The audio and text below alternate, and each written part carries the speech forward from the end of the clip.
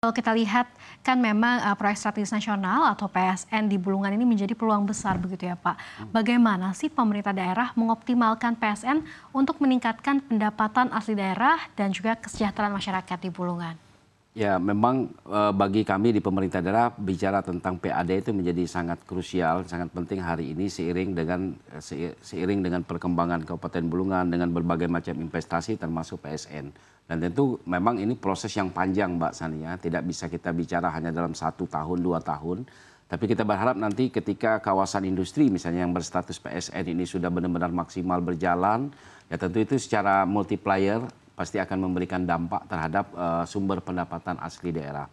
Walaupun di tahun 2024 ini realisasi pajak yang kami dapatkan di tahun 2024 itu sebesar 77 miliar, meningkat sekitar 8,36% dibanding tahun 2023 yang lalu dengan berbagai komposisi, yaitu berkaitan dengan pajak mineral, misalnya berkaitan dengan BPHTB. Nah, salah satu kontributor yang meningkatkan PAD itu dari BPHTB, itu juga sudah dilakukan oleh teman-teman di pengelola kawasan industri.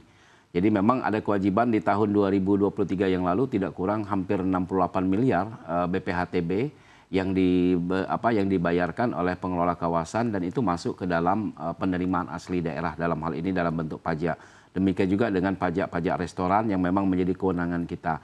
Nah, tentu seiring perkembangan Kabupaten Bulungan hari ini ya tentu juga investasi yang cukup banyak masuk ini akan memberikan dampak banyaknya warga masyarakat yang datang ke Kabupaten Bulungan. Nah, dengan demikian kegiatan-kegiatan ekonomi masyarakat menengah kecil dan lain sebagainya itu juga bisa berjalan.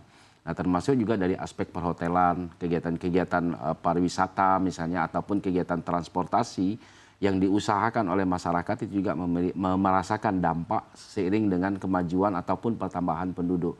Jadi Mbak Sania, pertumbuhan penduduk di Bulungan ini cukup tinggi hari ini. Sebelum adanya Kalimantan Utara, bahkan sebelum adanya kawasan industri ini dibanding dengan kondisi hari ini juga cukup sangat signifikan pertambahan penduduk.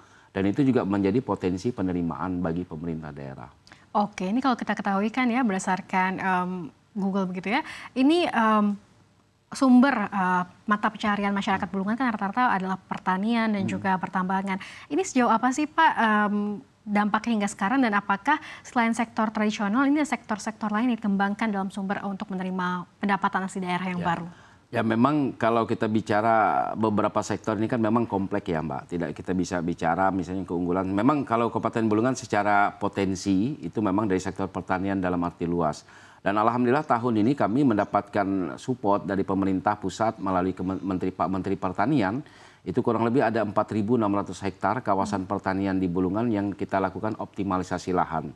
Nah, alhamdulillah beberapa waktu yang lalu, hampir 2 minggu yang lalu, Pak Menteri sudah datang ke salah satu kawasan pertanian yang ada di Kabupaten Bulungan dengan luasan tidak kurang dari 300-an hektar dengan produksi per hektarnya bisa sampai 3 sampai 5 ton gabah basah yang juga hari ini juga sudah diserap oleh Bulog yang diamanatkan oleh pemerintah pusat sebagaimana harga yang telah ditetapkan oleh pemerintah sebesar 6.500 dan itu juga langsung kepada para petani kita yang ada di Kabupaten Bulungan. Nah, tentu kita berharap penguatan sektor pertanian ini dalam rangka juga mensupport kegiatan nanti di kawasan industri karena pasti akan membutuhkan bahan pokok dalam hal ini. Nah, tentu kita ingin para petani kita juga menjadi bagian yang mendukung dan bisa mendapatkan manfaat secara tidak langsung dengan kegiatan-kegiatan industri yang dilaksanakan khususnya di PSN kawasan industri yang ada di wilayah Kabupaten Bulungan hari ini. Baik, mungkin Kabupaten Bulungan yang terletak di Kaltara merupakan salah satu penyangga juga ya ibu kota yang baru di IKN Nusantara. Ini dampaknya seperti apa hingga sekarang? Ya memang kalau dirasakan langsung belum begitu ya Mbak, karena kita sangat sadari bahwa ini sama-sama berproses. Jadi Mbak Sania ingin saya sampaikan bahwa kawasan industri yang ada di Bulungan itu murni swasta. Sementara mungkin di PSN yang ada di IKN itu mungkin dilaksanakan oleh pemerintah dalam hal ini.